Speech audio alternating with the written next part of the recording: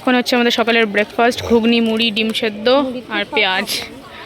তো সবাই line up করে গেছে আর এক এক করে খাওয়াও শুরু করেছে এই দিকটায়। সো খাওয়া দাওয়া শেষ হোক আর কি। আর আজকের আমরা ঘুরতে যাব বহরমপুরের সবথেকে ফেমাস জায়গা, যেটা হলো হাজারদুয়ারি, সেখানে যাব। সো চলো, দেখা হচ্ছে সেখানে। হয়ে গেছে, ভিডিও হচ্ছে তো। এখন আমরা যাচ্ছি মুর্শিদাবাদের হাজারদুয়ারি ঘুরতে। টোটোতে উঠে গেছি আর আমাদের আগে আরও টোটো রয়েছে, টোটো নয় সরি অটো। তো চলো যাওয়া যাক, কারণ এখন বিশাল আওয়াজ হচ্ছে অটোর। চলো তারপরে কথা হচ্ছে। আমরা চলে আসলাম হাজারদুয়ারি। এবার এখানকার মানে ঘোরার জায়গাগুলো তোমাদের সাথে শেয়ার করবো এবং ভিডিও তো হবেই। দেখা যাক আরও কী কী দেখতে পারি এখানে।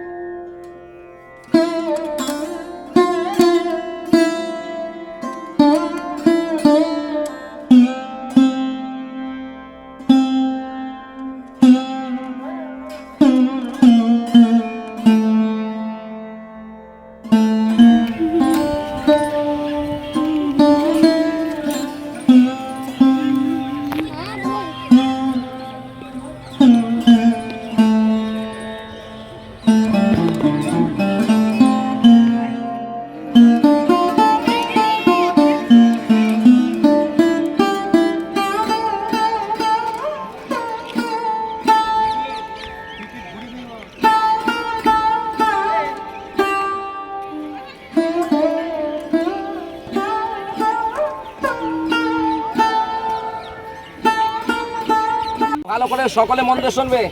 হাজারদুয়ারি ঘরে ঢোকার আগে নো সাউন্ড নো টাচ, ছবি তোলা বারণ। ছবি তুললে নিয়ে চলে যাবো অফিসে। ভুল করে কেউ ঘরের মধ্যে ছবি তুলবে না, কথা বলবে না, ঠিক আছে?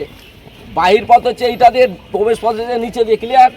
এই হাজারদুয়ারি চালু হয়ে গেছে 9টায়, কিন্তু চালু হয় ঘরটা খুলে 10টায়। এই হাজারদুয়ারি সিরাজদৌল্লা চোখে দেখেনি, বোঝা গেল? সিরাজের ইতিহাস গঙ্গার ওই পারে। সিরাজদৌল্লার বাড়ির নাম ছিল হাজার দরবারি। ওখানে 1000টা লোক কেলে সিরাজ সভা করত, নাম ছিল দরবারি।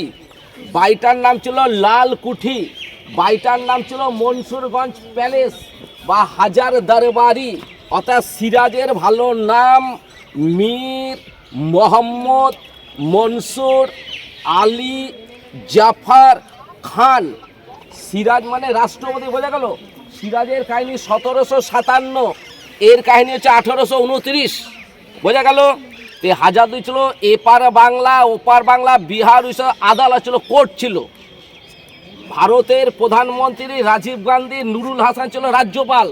এটা 1985-তে মিউজিয়াম ঘোষণা করা হয়, বোঝা গেল? তাহলে হাজারদুয়ারিটা লোগো আছে ইন্ডিয়া ইস্ট ইন্ডিয়া কোম্পানির মাথার উপরে।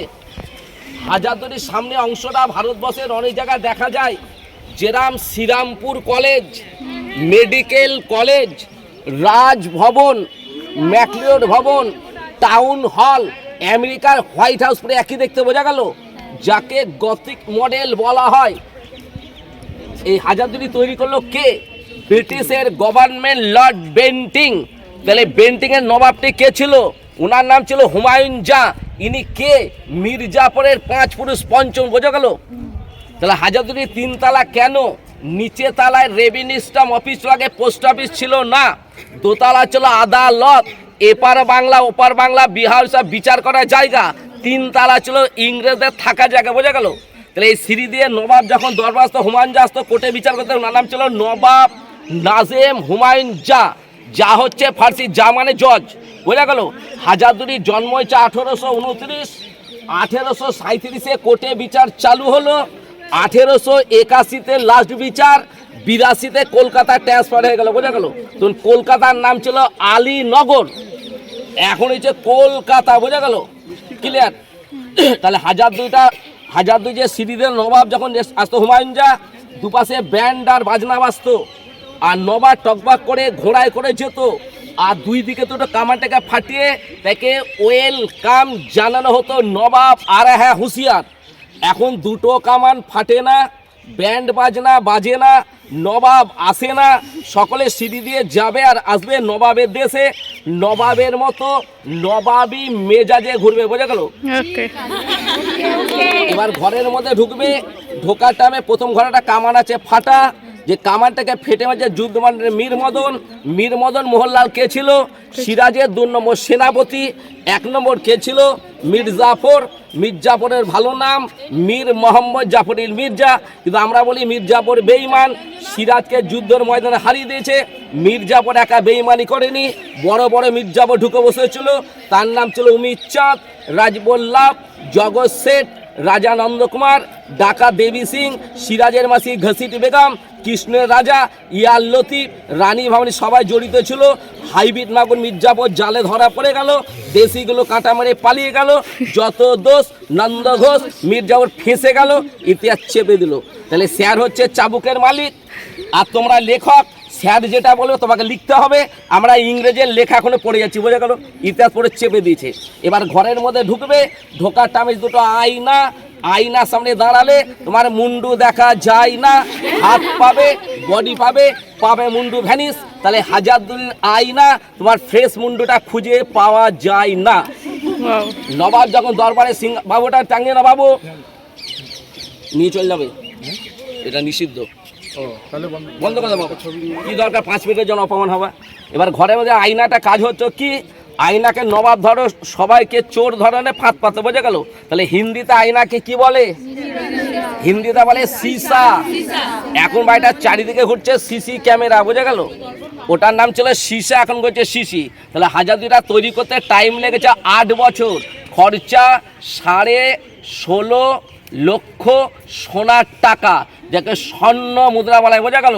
আগে পৃথিবীতে কি চালু হয়েছিল? প্রথম স্টার্টিং, তারপরে চালু হলো কড়ি, তারপরে হলো আনা, তারপরে ডলার। 1861 সালে কাগজের টাকা ছাপানো হলো, এখন মোবাইলের লেনদেন হয়ে গেল, বোঝা ক্লিয়ার? নদীটার নাম হচ্ছে গঙ্গা, নাম হচ্ছে ভাগীরথী, তোমার এদিকে আছে পদ্মা। তাহলে এইদিকে বাংলাদেশ, এইদিকে কলকাতা, এইদিকে হাওড়া, এইদিকে মেদিনীপুর, এদিকে ঝাড়খণ্ড, এদিকে বিহার, কোনাকুনি মালদা, তার মাঝখানটা মুর্শিদাবাদ।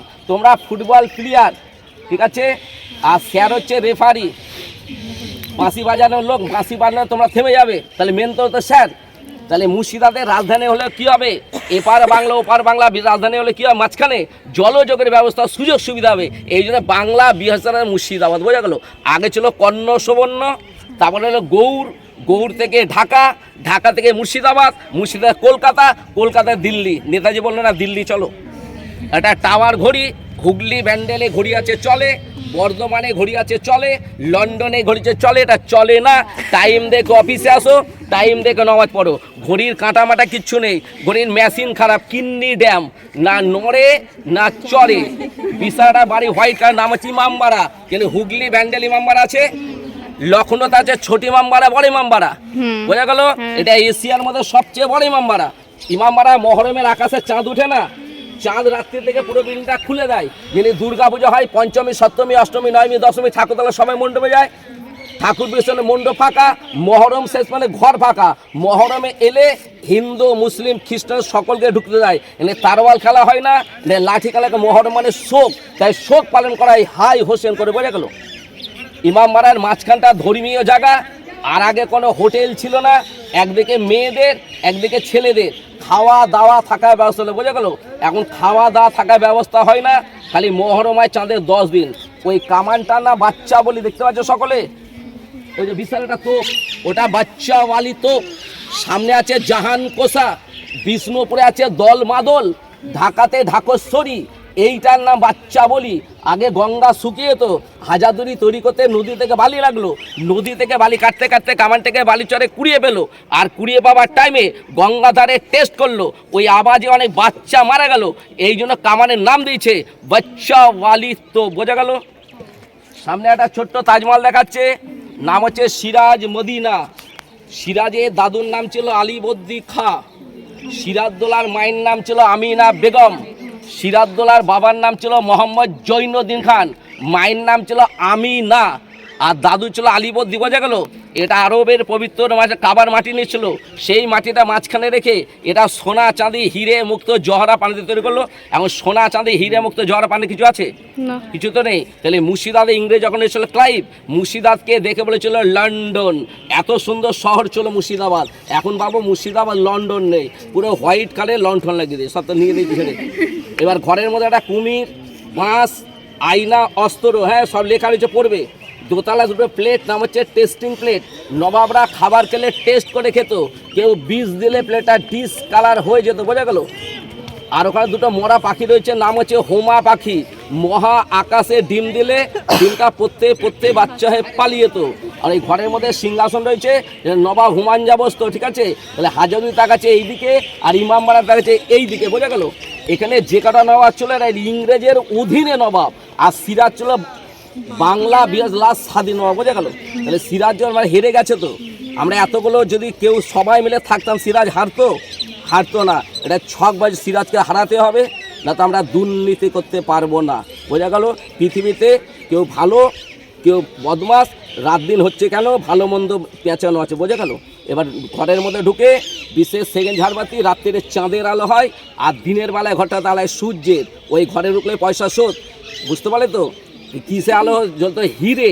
এখন জ্বলছে চকচকা জিরে। আসল হিরে তো ইংরেজ পালিয়ে গেছে। এই দরজাটা নকল, দেখে না, বন্ধ রয়েছে, ফলস, দেখতে পাচ্ছ? ওই দরজাটা নকল, ফলস। আর যেটা খোলা রয়েছে আসল। 900 দরজা কাঠের খোলা যায়, আর 100 কানা দরজা খোলা যায় না। তাহলে 900 100 কত হলো? হাজার দুয়ারি। আর সিরাজের বাড়ি কি নাম বলেছিলাম? হাজার দরবারি। ওখানে 1000টা লোক গেলে সভাগত নাম ছিল দরবারি, আর এটা দরজা দিয়ে নাম দিয়েছে হাজার দুয়ারি, বুঝতে পারলে। ওটা 1757, এইটা 1829, ওটা 306 বছর, এটা 201 বছর। ওই পারে ইতিহাস, এটা পাতিহাস। সিরাজদৌল্লা ছিল সুন্নি মুসলমান, মির্জাপুর ছিল শিয়া মুসলমান। শিয়া সুন্নি যেখানে, ইংরেজরা গেম খেলে ওইখানে। এবার লাইন করো। এরপরে আমরা সবাই মিলে ঢুকে গেলাম হাজারদুয়ারির ভেতরে, কিন্তু সেখানে কোনো ভিডিও বা ফটো তোলা মানে যাবে না, তার জন্য আমরা সেটা করতে পারিনি।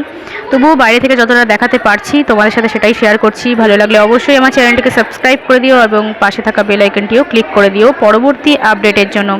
আর হ্যাঁ, এখন কিছুদিন আসবে এইরকম কিছু ভিডিও, তো দেখতে একদমই ভুলবে না।